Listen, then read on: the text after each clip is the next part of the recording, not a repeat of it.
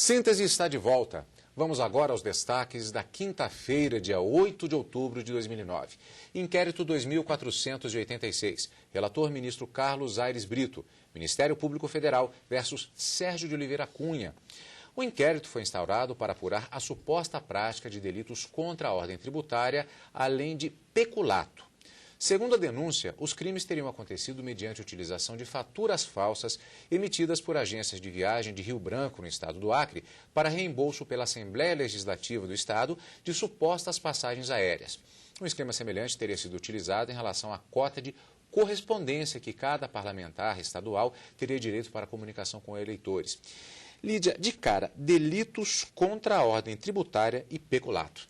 Bem, o crime de peculato é um crime que está previsto no Código Penal, no artigo 312, e é um artigo que diz que comete esse crime de peculato aquele funcionário público que se apropria de algum valor ou de algum bem, de que ele tem a posse, que esse bem pode ser público ou particular, e ele tem a posse desse bem por exercer aquele cargo. Então, quando ele se apropria disso, em razão do seu cargo, ele está cometendo o crime de peculato. Já os crimes contra a ordem tributária estão previstos numa lei esparsa e esses crimes são aqueles onde a pessoa reduz ou suprime um tributo mediante diversas condutas, como, por exemplo, falsificar notas fiscais ou então até mesmo omitir informações necessárias, tudo ligado à prática de crimes contra essa ordem tributária. Nós temos uma ordem de tributos que devem ser pagos e caso alguém cometa algum desses tipos de ações, como suprimir, reduzir tributo, emitir nota fiscal falsa ou a própria falsificação de notas, isso tudo gera o tipo penal, faz com que a pessoa se enquadre nessa conduta e pratique um crime contra a ordem tributária. Agora, foi apresentado um inquérito, portanto, a expectativa de que isso se transformasse em ação penal e contra, no caso, o indiciado, não réu ainda, é parlamentar estadual. Por que o processo veio parar no Supremo? Porque depois houve a diplomação dele como deputado federal, então havia uma prerrogativa de foro. Então, todos os deputados federais, quando são diplomados, os processos automaticamente devem vir ao Supremo Tribunal Federal por uma prerrogativa que não beneficia a pessoa em si, mas o cargo, é um benefício do cargo, para que não haja nenhum tipo até assim, não podemos dizer que a Constituição não será atingida se houver o cumprimento dessa prerrogativa do foro. Argumentos apresentados pela defesa. O pagamento das passagens aéreas e as outras vantagens aos deputados seria direito dos membros da legislatura estadual para que pudessem locomover-se até as respectivas bases políticas, bem como para a participação de eventos de interesse do mandato eleitoral em outras unidades da federação.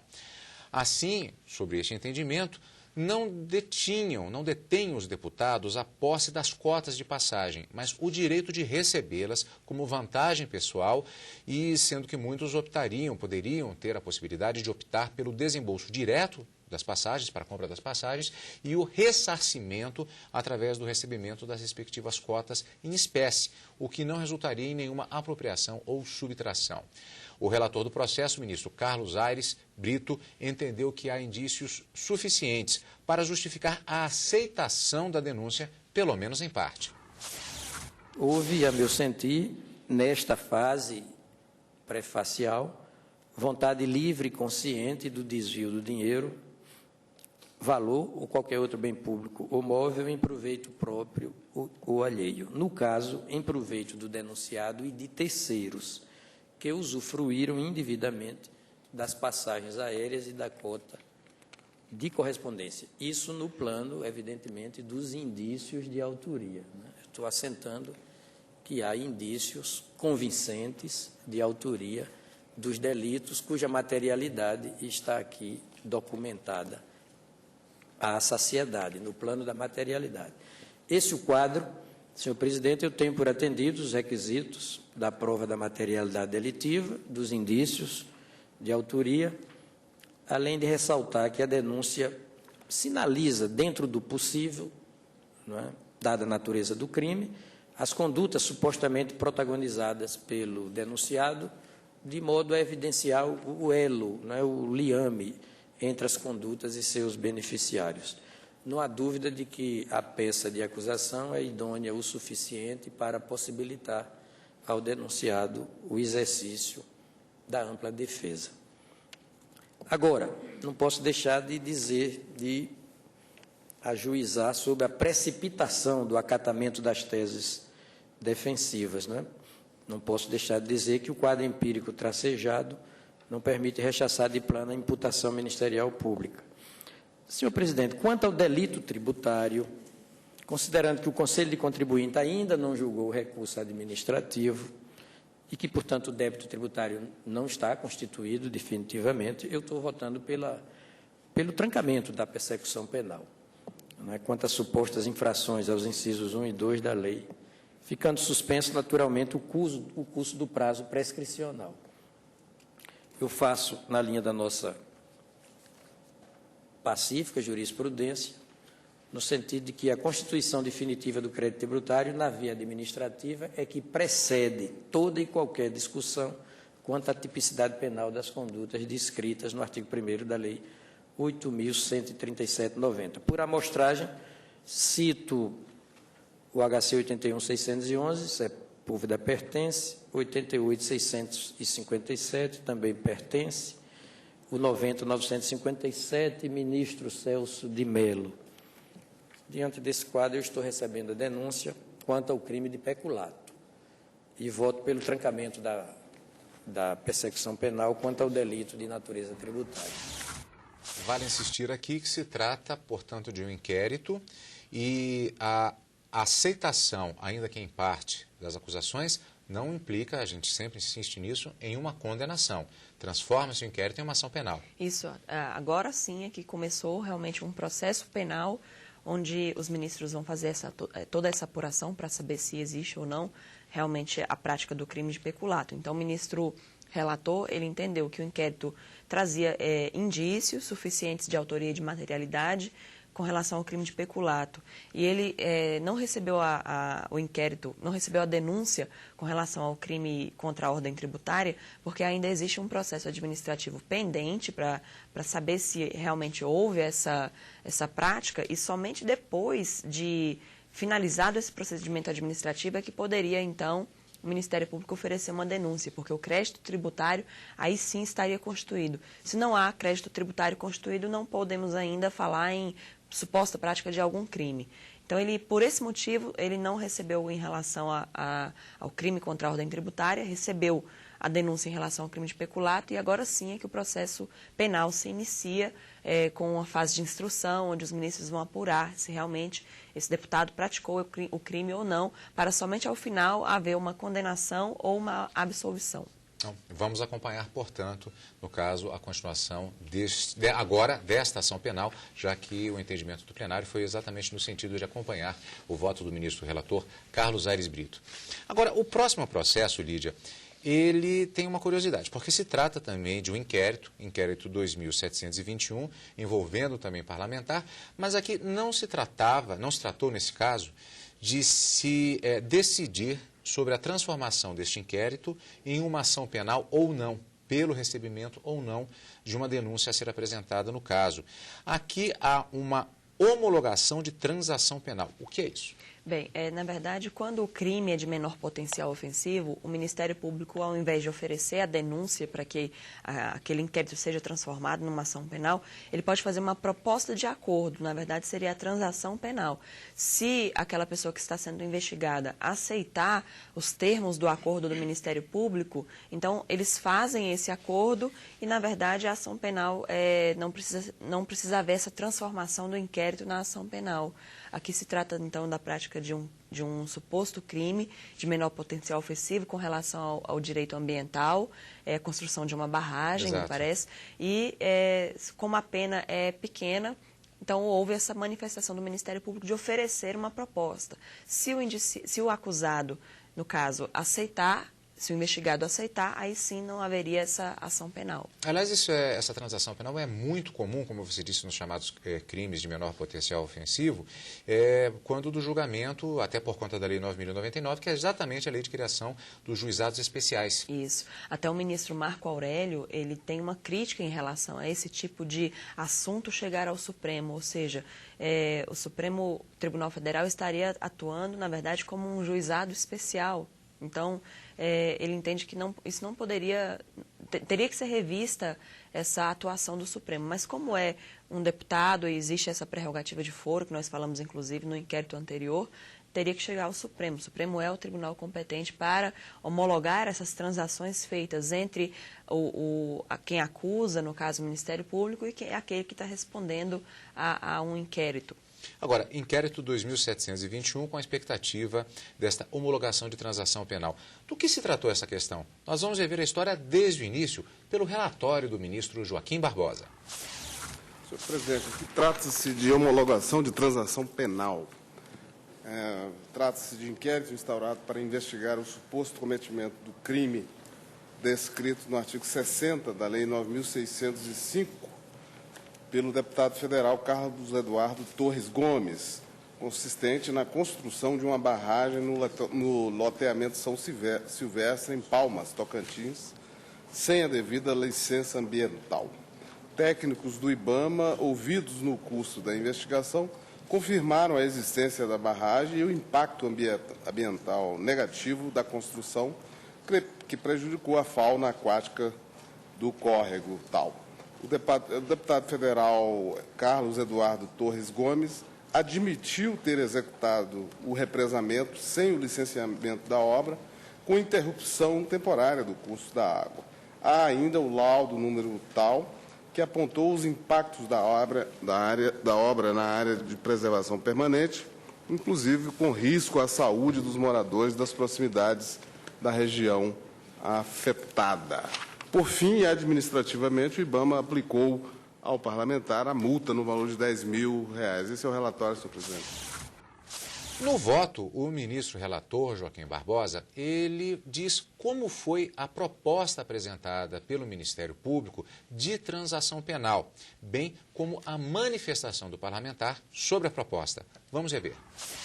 O crime investigado no presente inquérito é punido com detenção de 1 a 6 meses e multa. Constatando o cumprimento dos requisitos necessários à proposta de transação penal, o Procurador-Geral da República assim se manifestou, aspas, as folhas de antecedentes penais do investigado, juntadas aos autos, demonstram a inexistência de condenação criminal anterior e que estão presentes os requisitos previstos em lei para a concessão do benefício. Assim, diante do disposto no artigo 76 da Lei 9.099, o Ministério Público Federal vem oferecer proposta de transação penal ao indiciado, mediante a aplicação da pena restritiva de direito, nos seguintes termos: comparecimento pessoal, uma vez por mês, durante 6 meses, na entidade Associação Brasileira dos Deficientes Visuais, localizada na SGAS 903, lote 78, bloco D, Brasília, para doação de 20 cestas básicas e 10 resmas de papel braille. Deve ainda justificar mensalmente ao Supremo Tribunal Federal o cumprimento da medida imposta. Notificado pessoalmente, o deputado federal indiciado assim se manifestou em nome próprio sobre a proposta e, posteriormente, ratificou por petição protocolada por seu advogado. E sustentou o seguinte, naquela ocasião, aspas, o indiciado não se opõe à proposta ora ofertada pelo Ministério Público Federal. No entanto, gostaria de propor uma pequena alteração nos termos do acordo em questão, pelas razões que seguem. Por se tratar o indiciado de deputado federal em pleno exercício de seu mandato parlamentar e ainda por ter sido eleito por outro estado que não do Distrito Federal, o mesmo possui uma agenda de atividades bastante intensa, tendo que conciliar sua presença em Brasília com suas atividades políticas no estado do Tocantins e ainda em outros estados da Federação. Este fator dificulta o cumprimento da obrigação proposta pelo Ministério Público em comparecer uma vez ao mês à entidade escolhida. Diante do exposto, o indiciado requer a este tribunal que os termos do acordo sejam alterados para que o mesmo cumpra a obrigação de comparecer à entidade apenas uma vez, doando nesta visita única o que seria o total a ser doado durante o período de 6 meses. Fecha aspas. O Ministério Público Federal se opôs à proposta alternativa, entendendo que não atenderia ao objetivo da medida ofertada. Posteriormente, através de seu advogado, o indiciado reiterou os termos da sua manifestação, salientando que, aspas, caso Vossa Excelência não admita a hipótese de reencaminhamento ao Ministério Público Federal para o reexame da proposta à luz da superveniência de fato novo, que seria a assunção da presidência da Comissão de Ciência e Tecnologia, Comunicação e Informática da Câmara dos Deputados, o indiciado doravante ratifica a concordância com a proposta ministerial de transação penal, na forma originalmente apresentada, requerendo a sua homologação para iniciar o seu cumprimento.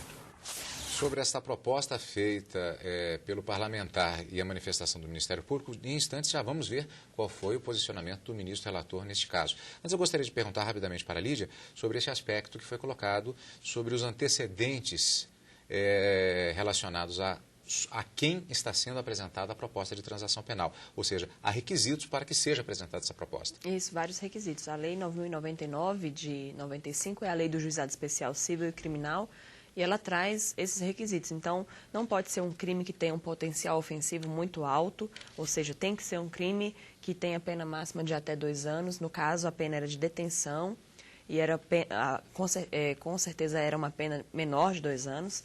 Então, havendo essa possibilidade, ou seja, cumprindo todos aqueles requisitos previstos em lei, é possível que o Ministério Público ofereça. É até mais vantajoso para o Estado e para o próprio parlamentar, no caso, que cumpra essa transação penal, esse acordo feito com o Ministério Público, até para que o Estado não tenha esse número muito grande de pessoas cumprindo pena de prisão no país. Então, foi uma proposta trazida pela Lei 9.099, que tem atingido um sucesso grande, justamente pelo fato de que, além de ajudar terceiros, no caso aqui a proposta foi de ajuda em relação aos deficientes visuais, também traz essa possibilidade de não encher o sistema carcerário de pessoas que estariam cumprindo penas menores do que crimes graves praticados pelo país afora.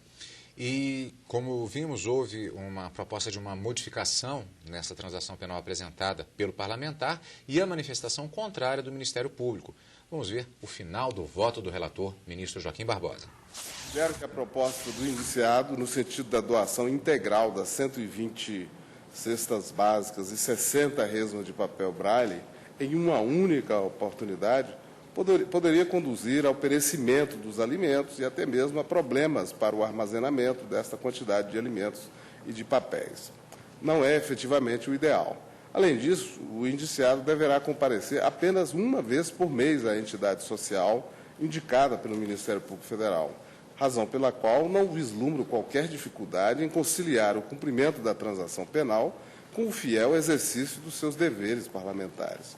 Embora parte da doutrina sustente que a prestação pecuniária só pode ser feita em dinheiro e não através de bens, a pena alternativa proposta pelo Ministério Público atinge a finalidade da transação penal e confere rápida solução ao litígio, atendendo melhor aos fins do procedimento criminal estabelecido para os crimes de menor potencial ofensivo. Assim, diante do exposto e diante da concordância do indiciado com a transação proposta pelo Ministério Público, eu homologo a proposta de transação penal. Como voto. E assim não foi aceita a modificação, a contraproposta, né? Nós temos o voto do relator, ficou bem claro, inclusive, a motivação, e foi acompanhado pelo plenário, e houve a homologação nos termos do voto do relator. Isso, até porque a transação penal ela não tem uma finalidade simplesmente de cumprir uma decisão, uma pena, não é assim, também tem um caráter educativo daquela pessoa que está participando desse acordo no Ministério Público. O ministro Joaquim Barbosa entende que se o parlamentar fosse até o o local onde ele tem que cumprir essa decisão e simplesmente entregasse lá as cestas básicas de uma vez só e o papel, haveria até um problema de perecimento do alimento e de armazenamento do papel. Então, não era esse o objetivo. Ele tem que ir lá todo mês, cumprindo sistematicamente. Isso, exatamente, como foi proposto pelo Ministério Público. Bem, esse foi o último destaque do nosso programa de hoje. Lídia, portanto, encontro marcado já na próxima semana com mais destaques das sessões plenárias do Supremo. Com certeza, estaremos aqui. E obrigado você por estar conosco e continue aqui na TV Justiça.